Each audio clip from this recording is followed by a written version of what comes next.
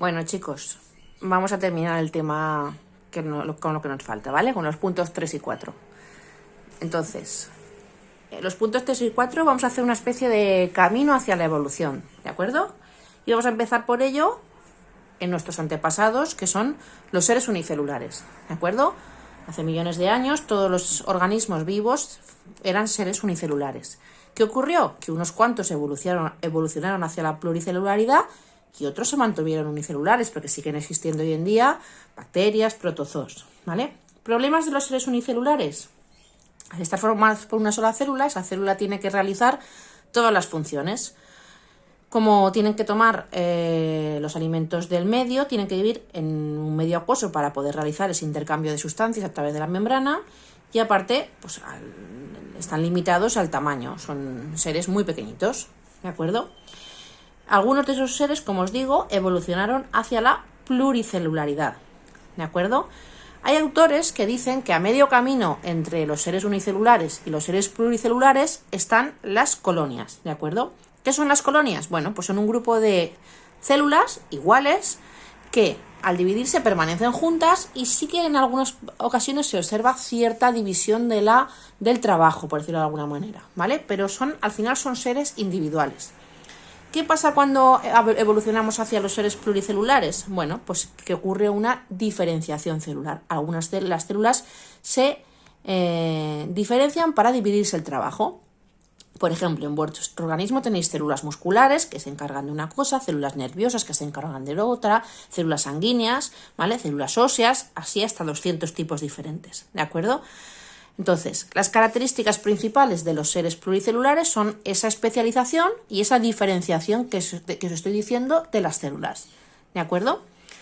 Eso permite que tengamos diferentes tejidos y diferentes órganos, que es lo que visteis en tercero, lo de tejido nervioso, tejido muscular, etcétera. Lo volveremos a ver en el tema siguiente, pero ya que os vaya sonando.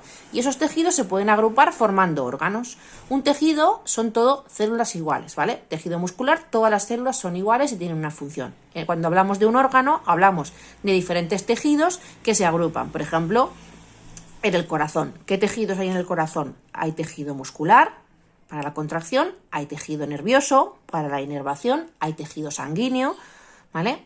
Entonces hay tejido conjuntivo, que lo que hace es unir unos tejidos con otros. Eso lo veremos en el tema siguiente en profundidad, ¿vale? Al tener diferentes tipos de células y mucha cantidad de células, es importante que esas células funcionen de forma coordinada. Y además, dentro del organismo se comunica con el medio externo, pero también tiene un medio interno, ¿vale? Un medio interno que son como unos líquidos que bañan todo el interior y que permiten que incluso llevar alimento a algunas células y que se comuniquen entre ellas. Esos líquidos, que también, como os digo, veremos en el tema que viene, es importante que entendáis un concepto, que es el concepto de homeostasis, es decir, tienen una composición química especial, ¿vale? Y hay una serie de procesos además que ayudan a que esa composición siempre sea la misma, más o menos la misma cantidad de agua, de sales minerales, etc. Vamos con el siguiente punto, que es la organización de esos seres pluricelulares, ¿vale? Y tenemos a diferenciar entre las algas y hongos, que tienen una organización talo, es decir, todas las células son iguales, están unidas pero son iguales. La organización de las plantas, que a su vez tienen dos tipos, la de briófitos y la de cormófitos, ¿vale? Los briófitos son más sencillos, son por ejemplo los musgos, y cuentan con tejidos diferenciados, pero no formando órganos, ¿vale? Entonces no encontramos un verdadero raíz, tallo, etcétera, como vemos en las siguientes, en las cormófitas, que al final es la planta que siempre os viene a la cabeza, pues un árbol, vemos la raíz, vemos el tronco, vemos las hojas, ¿de acuerdo? Y luego tenemos las formas de organización en los animales, que vamos a diferenciar entre el nivel celular, el de tejidos y órganos y el de órganos y sistemas. El más sencillo es el nivel celular, es decir, animales que están formados por un solo tipo de células, ¿vale? Y todas agregadas, no forman diferentes tejidos. Y son, por ejemplo, los poríferos, que son las esponjas de mar, ¿vale? Luego tenemos, por ejemplo, ya un nivel un poquito más evolucionado, que es el de tejidos y órganos, como por ejemplo los nidarios, que son por ejemplo las medusas, ¿vale? Disponen de tejidos ya bien diferenciados y algunos tienen algunos órganos sencillos. Y luego ya tenemos nuestro nivel, en el que estamos nosotros, que son el nivel de órganos y sistemas, que esto lo visteis en tercero, es todo el temario de tercero, ¿vale? Sistema digestivo, sistema nervioso, etc. Lo de la simetría, olvidarlo.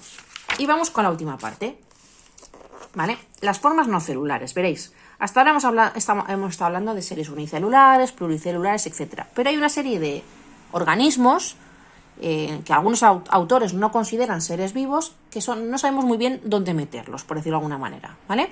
Que son los que tenemos aquí, los virus, los plásmidos, ¿vale? Los viroides y los priones.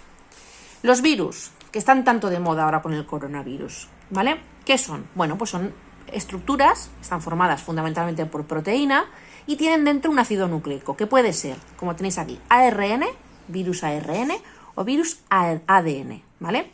Ese ácido nucleico está cubierto por una cápside, ¿vale? Como os digo, formada por proteínas. Esa cápside es muy característica de los virus. Ahora que estamos tan acostumbrados a ver la imagen del coronavirus, ya veis que no es como este, ¿vale? Es redondito, ¿vale? Fundamental de los virus, y por eso nos están creando este problema. Ellos no pueden multiplicarse, no tienen metabolismo propio, ¿vale? Necesitan ser parásitos de otras células para utilizar los ribosomas y las mitocondrias de esa célula. Por eso se meten dentro de la célula, ¿vale? Son, como tenéis ahí, son parásitos intracelulares obligados. Fuera de la célula, esos seres vivos no aguantan. Estáis escuchando, con el coronavirus pueden aguantar en algunos materiales como el plástico 3-4 días, depende del estudio científico que mires, pero la realidad es que sin un ser vivo mueren, acaban muriendo, ¿vale? Y luego son muy sensibles a la luz ultravioleta, ¿de acuerdo? Al sol. Pero dentro de la célula sí que sobreviven, porque utilizan, repito, la maquinaria metabólica de la célula para crear diferentes copias y con ello poder hacer copias de sí mismos, crear hijos, por decirlo de alguna manera, y poder salir, ¿vale? Hay muchos tipos de virus, como tenéis aquí, virus desnudos, con una estructura muy básica, ¿vale? Algunos virus con envoltura, que sí que tienen una envoltura externa, como por ejemplo el virus de la gripe, y otros virus más complejos, ¿vale? Como algunos bacteriófagos, que lo que hacen es parasitar bacterias, que cuentan, como tenéis aquí, por ejemplo, con una estructura con una cola, con una vaina contráctil, etcétera, ¿vale? Y terminamos el tema con las otras formas no celulares, que son estas tres que tenéis aquí, ¿vale? Ya os he mandado lo que tenéis subrayado, deberéis haberoslo leído, por tanto tener cierta noción. Entonces, ¿qué son los plásmidos, como tenéis ahí? Bueno, pues son organismos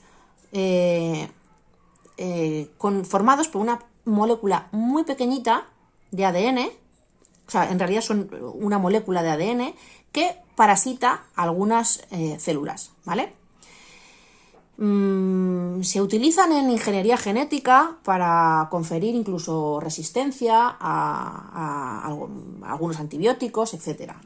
Esto seguramente haremos un trabajo un poco de ampliación, sobre todo por el tema del coronavirus después del examen, ¿vale? Luego, los viroides. Los viroides, como veis, son parásitos, en este caso, de plantas, ¿vale? Por decirlo de alguna manera, como virus de plantas, ¿de acuerdo?